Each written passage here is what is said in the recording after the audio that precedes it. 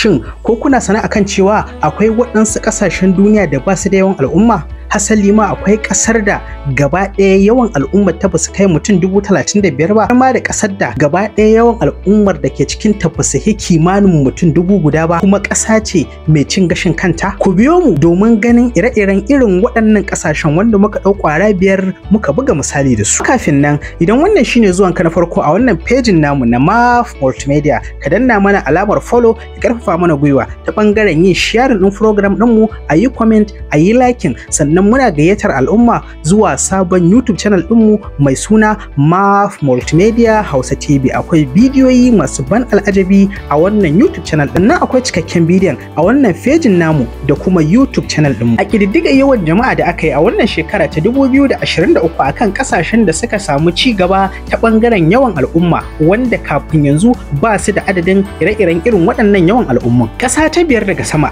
ita ce San Marino, ƙasar da take ɗauke da yawan al'umma 34,562. Sannan ƙasar San Marino tana arewa maso gabashin Turai. Sai ƙasa ta 4 wato Falo, wadda ake yi malakabi da aljannar 'yan yawon buɗe idanuwa da shakatawa, mai ɗauke da yawan mutanen da suka kai 22,927, wadda take yammacin tekun Pacific, wadda take samun mafi yawan kuɗaɗen shigarta har kusan kaso 50 daga 'yan yawon shakatawa da buɗe idanun da suke yawan ziyartar wannan ƙasa. Sai ƙasa ta 3 wato Tuvalu, ƙasar da yawan mutanenta suka kai 11,722. A ƙididdigar wannan shekara ta 2023, ƙasar Tuvalu tana saman wani tsibiri ne wanda teku ya kewaye a yammacin tekun Pacific. Turawan mulkin mallaka na Birtaniya ne suka yi mata mulkin mallaka. Ƙasa ta 2 wato Nauru, ƙasar da a ƙididdigar da aka yi a shekara ta 2021 yawan al'ummar ta suka kai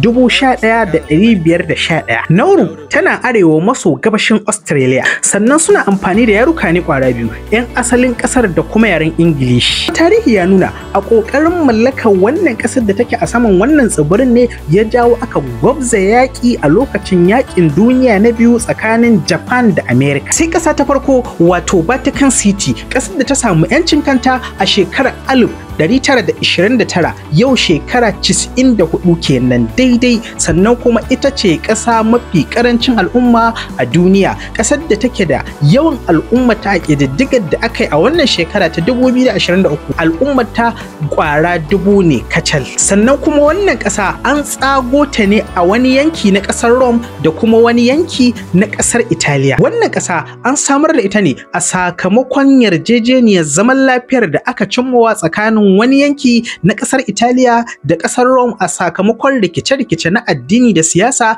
da suka dabaibaye su a wancan lokacin. Sannan kuma shugaban addinin da ke ci a wannan lokacin shi ke matsayin shugaban ƙasa a wannan ƙasa ta Vatican City. Sannan kamar kowace ƙasa su ma suna da nasu tsarin na rundunonin jami'an tsaron su. Bayan haka ga wata muhimmiyar sanarwa ta musamman. Wannan shirin da kuka gani katafaren kamfanin nan na IBB Business Center da ke Funtuwan jihar Katsina shine ya ɗauki nauyin kawo shi. Kamfanin da ya shahara wurin yin kasuwancin nau'ikan kayan mashina da kayayyakin motoci da injina da kuma oil.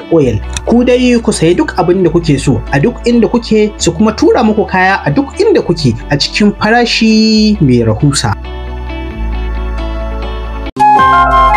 MAF Multimedia Funtuwa.